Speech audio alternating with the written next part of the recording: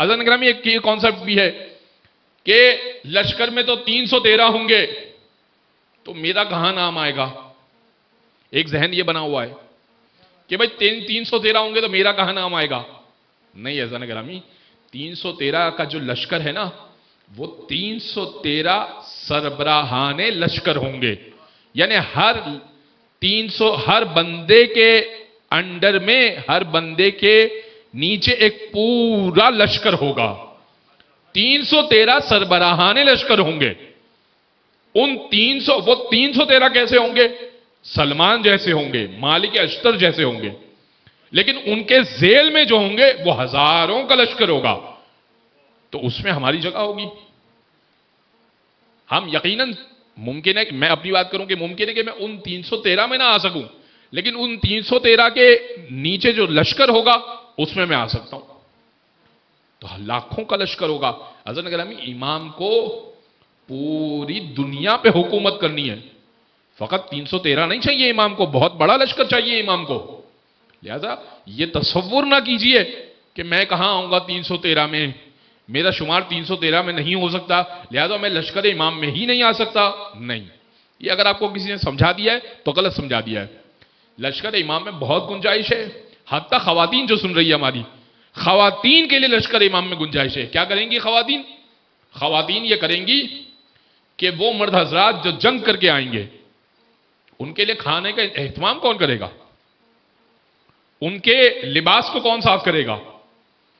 ان کے اسلحے کو کون صاف کر کے رکھے گا؟ ان کا مددگار کون ہوگا؟ ان کے لیے بستر کا اہتمام کون کرے گا؟ یہ سارے کام جو گھرداری کے کام ہوتے ہیں، میدان جنگ میں بہت سارے کام ہوتے ہیں جو جنگ کے علاوہ کام ہوتے ہیں، جو انسان کو ایک سہارے کی ضرورت ہوتی ہے. کھانا پکانے کا کام تو بہت امپورٹنٹ کام ہے نا. اگر جنگجو سپاہی کھانا پکانے لگ جائیں گے تو جنگ کیا کریں گے؟ لہذا خواتین کا یہاں پر رول ہے، کردار ہے. خواتین ہرگز نہ سمجھے کہ ہم لشکر مہدی میں شمار نہیں ہو سکتے، شامل نہیں ہو سکتے. نہیں، ہمیں دعائے عہد تعلیم دی ہے. دعائے عہد کیا ہے؟ دعائے عہد یہ ہے کہ اگر 40 فجر پر آپ اس دعائے عہد کو پڑھ لیجئے. دعائے عہد دعا وعدہ ہے، عہد ہے، اور اس میں آپ 3 مرتبہ اپنے ران پر، سیدھی ران پر ہاتھ مار کے وعدہ کرتے ہیں امام سے کہ مولا اگر میں آپ سے بیعت کرتا ہوں، چونکہ امام کے ہاتھ پہ تو ہاتھ نہیں دے سکتے تو اپنی ران پر ہاتھ مار کے کہتے ہیں مولا میں بیعت کر رہا ہوں آپ کی.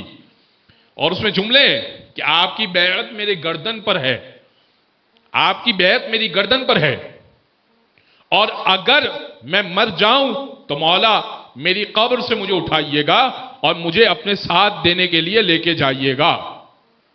اس میں جملہ ہے. 40 فجر پڑھ لیجئے. امام کا جملہ ہے کہ اگر کوئی 40 فجر پڑھ لے یقین رکھے کہ امام کے لشکر میں شامل ہوگا. یقین رکھے. لہذا 40 فجر پڑھ لیجئے. اب اس کے لیے یہ ہے کہ فجر پڑھنا پڑے گی. فجر پڑھنا پڑے گی عزیزان گرامی. اب فجر ہی نہ پڑھ رہا ہے کوئی تو دعائے عہد کہاں سے پڑھے گا؟ تو فجر کے وقت میں پڑھنے کی یہ دعا ہے.